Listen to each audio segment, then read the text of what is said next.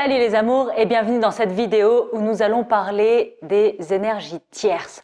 On va parler de cette énergie, de cette troisième énergie qui s'interfère, qui influence la relation du couple quand on est deux.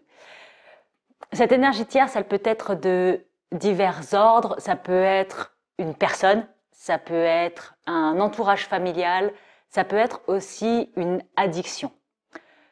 Je vais te parler principalement de l'addiction aujourd'hui, mais tu pourrais aussi imaginer que ça pourrait être l'environnement familial, ça pourrait être un ex, ça pourrait être un frère, une sœur, peu importe. Ça pourrait être quelqu'un d'autre qui vient s'interposer dans la relation de couple, dans la relation à deux. Ce qu'il faut voir, c'est que cette énergie tierce, en fait, elle crée une triangulation et on va s'intégrer, en fait, dans le couple, les deux personnes, et cette énergie dans une dynamique du triangle de Karpman. Donc, je suis sûre que tu en as déjà entendu parler, c'est le bourreau, victime, sauveur. Et si tu es en train de regarder cette vidéo, c'est qu'a priori, je mettrai ma main à couper déjà, que tu es plutôt dans la position du sauveur. Tu essayes de sauver la victime de cette énergie tierce. Ça pourrait être sous le format d'une addiction. Ça pourrait être que ton autre a une addiction et tu sens que cette addiction fait obstacle à votre relation et que ton autre n'a pas la main, qu'il est victime de son addiction. Ça pourrait être aussi une famille toxique ou une famille qui met des obstacles et que ton autre se laisse influencer et prendre et posséder par ces obstacles-là et que toi, tu essayes de le réveiller, de lui apporter de la conscience et de le sauver de cette énergie tierce. Ce qu'il faut comprendre là-dedans, c'est que quand on est dans cette triangulation-là avec le bourreau, la victime et le sauveur, la seule et unique place qui permet de faire tomber le triangle, qui permet de changer la dynamique, c'est la victime. Il n'y a que la victime qui a le pouvoir de changer cette dynamique-là. Ni le bourreau, ni le sauveur. Alors, je peux imaginer que si toi tu es à la place du sauveur, c'est très difficile.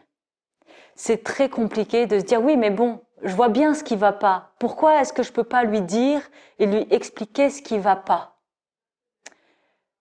Pour deux raisons. Parce que déjà, ça sert à rien.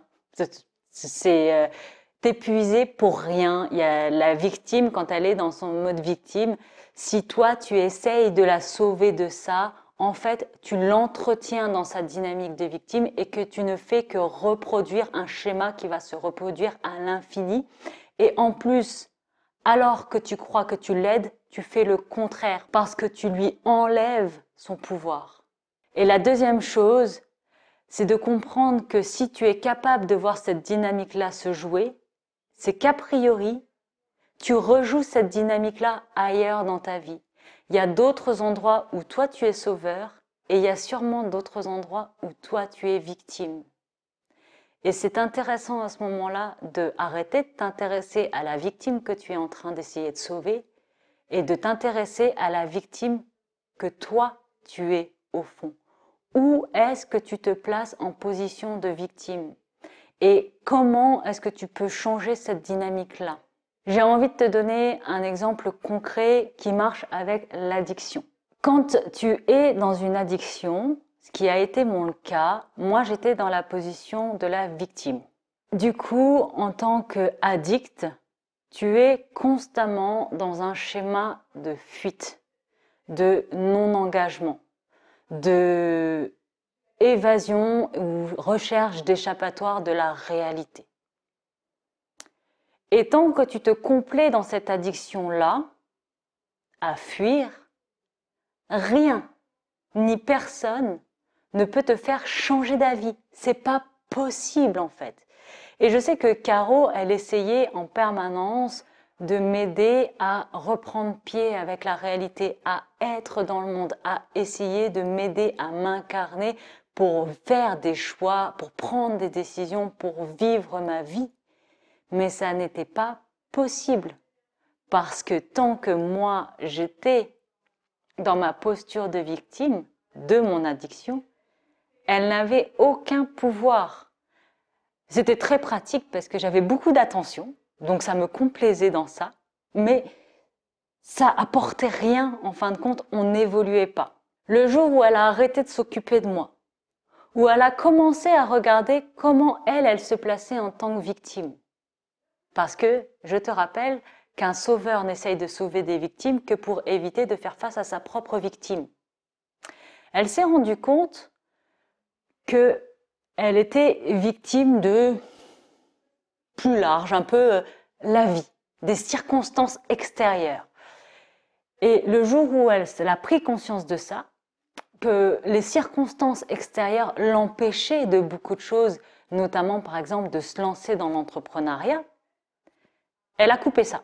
Elle a dit stop. Maintenant, je trace ma vie, je suis entrepreneur, je suis plus une victime des circonstances extérieures, je fais mon chemin et j'avance. Cette démarche-là qu'elle a fait, moi, c'est venu créer un électrochoc dans mon système à moi, où je me suis dit merde, là d'un seul coup, j'ai perdu mon sauveur. Et du coup, je suis en train de rester victime de moi-même, parce que j'étais victime de mon addiction. Mais j'ai plus personne pour me sauver. Et à ce moment-là, comme j'ai plus personne pour me sauver, la seule chose qu'on peut faire en tant que victime, c'est soit s'effondrer et mourir, soit se relever et recontacter ses propres ressources pour sortir de cette posture-là. Et c'est exactement ce que j'ai fait. C'est exactement ce qui s'est passé. Je me suis sorti les deux doigts de mon cul et je me suis lancée à mon compte. J'ai fait des formations, j'ai fait des trucs, je me suis mis machin, je me suis libérée de mon addiction dans la foulée. Parce que là, d'un seul coup, c'était plus ok d'être victime puisqu'il n'y avait plus personne pour me sauver. Mon sauveur, il s'était barré. Quand mon sauveur s'est barré, j'avais plus le choix que de plus être une victime. Il a fallu que je me sauve moi-même. Et là, ça m'a permis de contacter des ressources que j'avais au fond de moi, mais que je savais même pas que je les avais.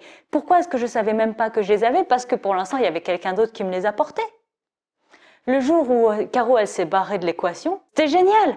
Moi, ça m'a permis de me redresser, de me dire, ah, mais j'ai tout ça et je peux faire ça et bim. Et là, d'un seul coup, je suis sortie de ma posture de victime et j'ai repris les rênes de ma vie. Et notre relation, elle ne s'emporte que mieux parce qu'on n'est plus dans cette vieille triangulation dégueulasse avec l'addiction. L'addiction, ce n'est plus mon bourreau. Je m'en suis débarrassée. Parce que ce qu'il faut comprendre, c'est que le triangle n'existe que parce que la victime le tolère. C'est la victime qui crée le bourreau et le sauveur. C'est pas l'inverse. S'il n'y a pas de victime, il n'y a pas de bourreau. S'il n'y a pas de victime, il n'y a pas de sauveur. Donc quand tu es dans la posture de victime, tu as la responsabilité d'en sortir. Et il n'y a que toi qui peux en sortir. Ça veut dire quoi? Parce que souvent, on s'en est aperçu avec les statistiques, c'est que les personnes qui sont là en train de nous regarder, c'est plutôt des sauveurs. Parce qu'ils sont conscients. Parce qu'ils voient les dynamiques. Et c'est génial que tu vois ça. Mais c'est pas parce que tu le vois que tu dois t'en occuper. Parce que tu le vois, ça veut dire que tu as besoin de prendre conscience que ça existe chez toi. Et parce que ça existe chez toi, tu vas pouvoir t'en occuper. Et là, ça va changer la dynamique de tout le système. Quand tu vas t'occuper de ta victime, pas de l'autre. Et ce qui est intéressant là-dedans, c'est que souvent, si tu vois l'addiction de l'autre, c'est parce qu'il y en a une autre chez toi. Peut-être qu'elle n'est pas aussi grande. Peut-être qu'elle n'est pas aussi importante, peut-être qu'elle n'est pas aussi sévère, peut-être qu'elle n'est pas aussi visible, mais sûrement qu'elle existe. Parce que je te rappelle qu'on ne peut avoir conscience de ce qui se passe chez l'autre que parce que ça se passe chez nous. En fait, on est capable de voir chez l'autre que ce qu'on est capable de vivre en nous. Ça veut dire que si tu vois l'énergie tierce chez l'autre, c'est qu'il y a une énergie tierce chez toi. Sous une autre forme peut-être, dans une moindre mesure peut-être, mais chez toi. Donc là, le but, ça va être d'aller identifier ça. Peut-être que si ton autre est accro au cannabis, toi, tu as peut-être juste une addiction aux petits cookies, aux pépitos ou aux tartelettes bonne maman.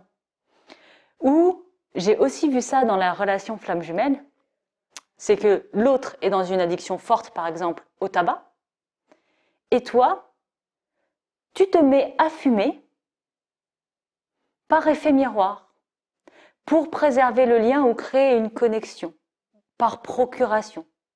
Et donc du coup, tu développes une addiction, l'autre fume 3 paquets par jour, mais toi tu fumes que 2 clopes, mais tu as développé cette addiction-là pour créer du lien, garder du lien, rester en lien.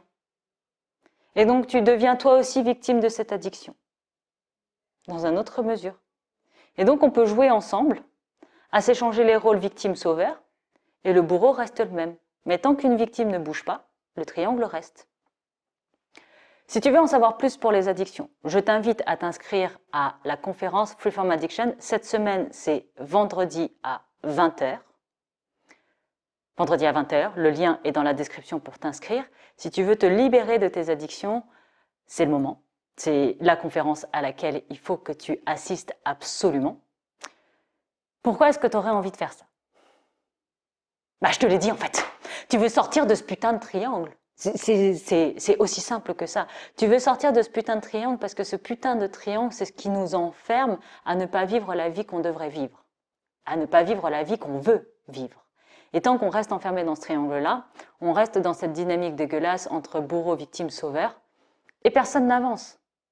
Et je crois pas que ce soit... je crois pas que tu aies envie de ça en fait. Ok?